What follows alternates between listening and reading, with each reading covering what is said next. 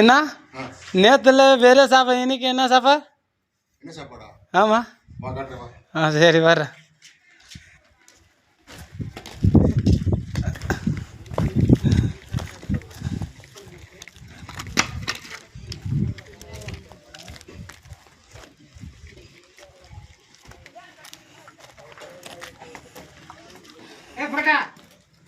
இப்படிதான் சாப்பிடணும் மறுபடியா?